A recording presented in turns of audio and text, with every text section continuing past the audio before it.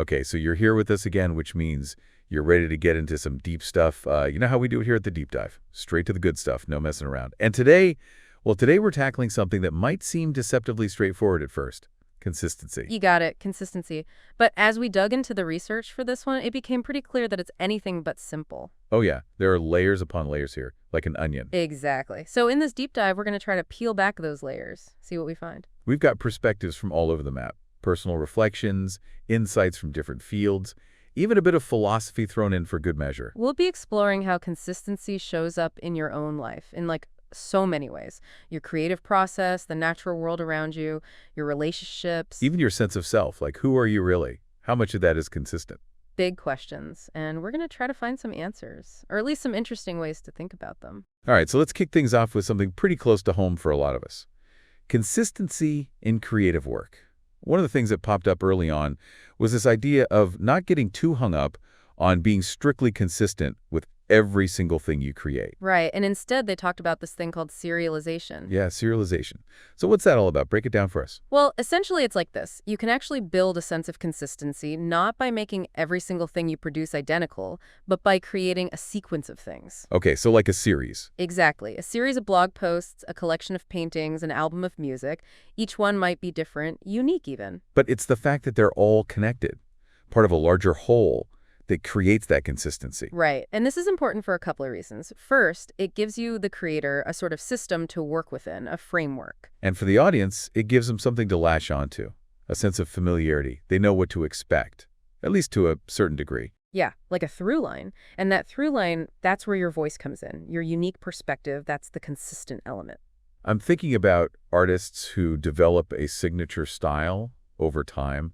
You can look at their work and even if the subject matter varies, it's theirs. Exactly. It's more about establishing a rhythm, a flow in your creative process rather than getting bogged down in trying to make everything perfectly uniform. Makes sense. So it's not about stressing over replicating the same thing over and over again. It's about finding that consistent thread that runs through your work. And this whole idea of systems is really key here because we see systems operating at so many different levels. Oh, absolutely. You've got systems at play in your own personal creative world, but then you zoom out and there are these huge top-level systems. Like what?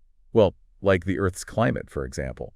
That's a system most of us just take for granted. Totally. We just assume it's going to keep chugging along, doing its thing. But when you really stop and think about it, the fact that we have these reliable patterns of seasons is kind of mind-blowing. Mind-blowing and absolutely crucial for life as we know it. I mean, everything is tied to it. Growing food, animal migrations, the whole cycle of nature. And that consistency, that predictability, is what allows us to exist, to plan ahead, to know what to expect. The material really drove this point home with a thought experiment. What if, all of a sudden, the Earth developed a wobble? A wobble? Yeah, and that wobble threw off the seasons completely, making them totally unpredictable. Oh, wow. So like no more knowing for sure when winter's coming or spring's on the way. Exactly. Chaos. Can you imagine trying to grow crops or plan anything if you couldn't rely on the seasons following their natural order? It would be impossible. Everything would fall apart. So that really underscores the vital role consistency plays in maintaining stability at a planetary level. Okay, so let's bring this back down to Earth. Back to our own creative endeavors. Right, back down to Earth. I like that. So this idea of serialization, creating that ongoing sequence of work, it's like we're establishing our own little consistent system within our creative world. Precisely. And maybe it's not quite as grand as the Earth's orbit, but it provides that framework, that sense of structure and predictability. Within the often chaotic world of being a creative person. I like it. Okay, so we've talked about systems at a personal level and at a planetary level. Right. But then the material threw us a bit of a curveball, introduced a completely different angle on consistency. Yeah, one that comes from spiritual traditions, specifically Buddhism. And this is where things get really interesting because the core idea in Buddhism is that the fundamental nature of reality is constant change. Which, on the surface, seems like the complete opposite of everything we've been talking about. It does, doesn't it? But it also points to a deeper kind of consistency, the consistency of change itself. Okay, I think I'm able to follow you. So even though we humans crave stability, we rely on patterns and routines. Those things are ultimately impermanent. Right, and that could be a bit unsettling to think about. It can, but the Buddhist view is that even the things we take for granted as being consistent, like our habits, our abilities, even our physical bodies, are subject to change. Like even things we might deeply identify with could, in theory, change or disappear.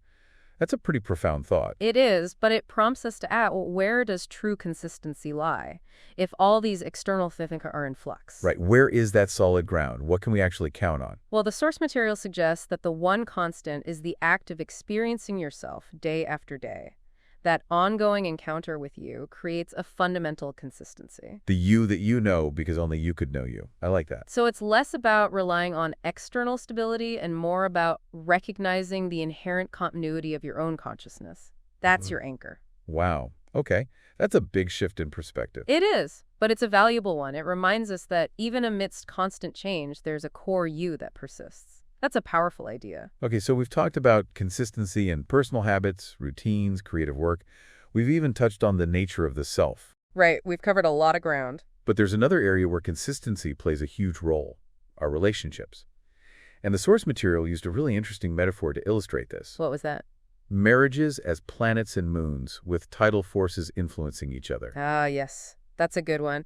Because it speaks to this idea of co-adaptation, how over time, partners in a relationship can subtly shape each other. Like their personalities, their habits, even their beliefs, they start to align in a way. Exactly. And that can be a beautiful thing, a testament to the power of love and commitment. There's a what. But the source also pointed out that this kind of co-adaptation can sometimes lead to a very closed system, where there's not a lot of room for outside influence or new perspectives. That makes sense. Like if two people are so in sync with each other that they've created their own little world, and that world becomes kind of insular. Exactly. And then the question becomes, what happens when something from the outside does try to penetrate that closed system? Like a meteor.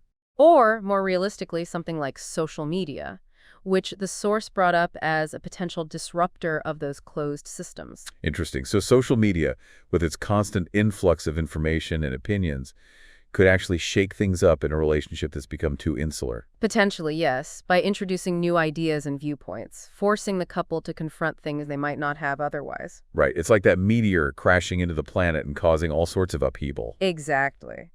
Which brings us back to that whole idea of systems and how they react to change, because even in a relationship that's been disrupted, there's still that inherent tendency to seek out a new equilibrium, a new normal. So even after the meteor hits, the dust settles and things eventually start to restabilize. Right. And that's where the source suggested that people often revert to what they called default normals. Default normals. What's that all about? Well, it's like this. When we're faced with a lot of chaos or uncertainty, our brains tend to gravitate towards familiar patterns of behavior. As a way of coping.